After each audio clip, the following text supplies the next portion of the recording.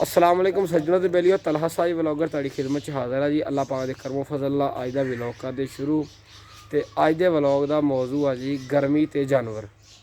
दोस्तों तुहानूं पता वा कि रोज़ ब रोज़ गर्मी की शिद्दत च इजाफा हो रहा, दर्जा हरारत बढ़ रहा वा। अज भी तकरीबन दर्जा हरारत 45-46 के करीब आ ते लो काफ़ी चल रही है। ਆਪਾਂ ਇਨਸਾਨ ਆ ਤੇ ਆਪਾਂ ਨਹੀਂ ਬਰਦਾਸ਼ਤ ਕਰ ਸਕਦੇ ਤੇ ਜਾਨਵਰ ਕਿੱਦਾਂ ਕਰਦੇ ਹੋਣਗੇ। ਆਪਾਂ ਫਿਰ ਵੀ ਪੱਖਿਆਂ ਥੱਲੇ ਏਸੀਆਂ ਥੱਲੇ ਝਾੜ ਕੇ ਬੈਠ ਜਾਂਦੇ ਆ ਤੇ ਕੋਈ ਗਰਮੀ ਦੀ ਸ਼ਿੱਦਤ ਆਪਾਂ ਘਟ ਜਾਂਦੀ ਆ, ਠੀਕ ਆ। ਤੇ ਜਿਹੜੇ ਜਾਨਵਰ ਆ ਬੇਜ਼ਬਾਨ ਆ, ਇਹ ਆਪਾਂ ਦੱਸ ਨਹੀਂ ਸਕਦੇ। ਤੇ ਦੋਸਤੋ ਇਹਨਾਂ ਦੇ ਵਾਸਤੇ ਜਿਹੜਾ ਏਸੀ ਆ ਉਹ ਆ ਦਰਖਤ ਆ। ਸਾਡੇ ਕੋਲ ਤਾਂ ਫਿਲਹਾਲ ਬੋੜ ਆ, ਬੜਾ ਤਗੜਾ ਦਰਖਤ ਆ ਮਾਸ਼ਾਅੱਲਾ, ਸਾਇਆਦਾਰ ਆ। ਤੇ ਇਹ ਥੱਲੇ ਮਾਲ ਬੰਨਿਆ ਅਸੀਂ ਤੇ ਹਵਾ ਚੱਲਦੀ ਆ ਮਾੜੀ ਚੰਗੀ, ठीक है। तो इत्थे बेहतरीन बैठे आ पिछे जानवर तुसीं देख रहे हो। तो इत्थे दोपहर नूं पट्ठे भी पा दईदे आ, ठीक है। तो नाल साडे फतेह नहर चलदी आ, नहर च असीं रोज़ाना ही आ सारे जानवर नवाईदे आ।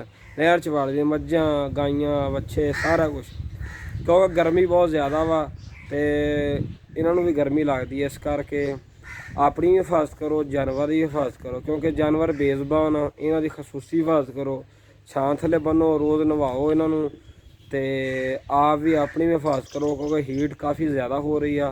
डॉक्टर हजरात भी दस रहे हैं गर्मी बहुत तेज़ पै रही है, पैनी भी गांह आने वाले दिनों के। इस करके अपनी हिफाजत करो।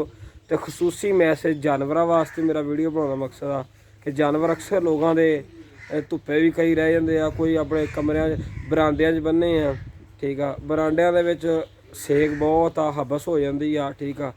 तो इस करके जानवरों छावें बन्नो, नवाओ। तो मेरे मैसेज नूं ज़्यादा तो ज़्यादा शेयर करियो कि जेड़े दोस्तां ने हजे भी बरांडियां च माल बन्ने आ, ठीक आ, दिने बंद दिंदे छां है नहीं की कोशिश करो छां लभो तो छावें माल बन्नो, ताकि ये बेज़बान आ इन्हां दा भी कोई मसला हल हो। ठीक है जी, इंशाअल्लाह ताला अगले व्लॉग में मिलते हैं। अल्लाह हाफिज़। अल्लाह तुहाडा हामी नासर होवे। आ वेख लो जी छावें बन्ने आ, वेख लो आ बोर्ड साडा माशाअल्लाह तगड़ा बोर्ड आ, चंगा।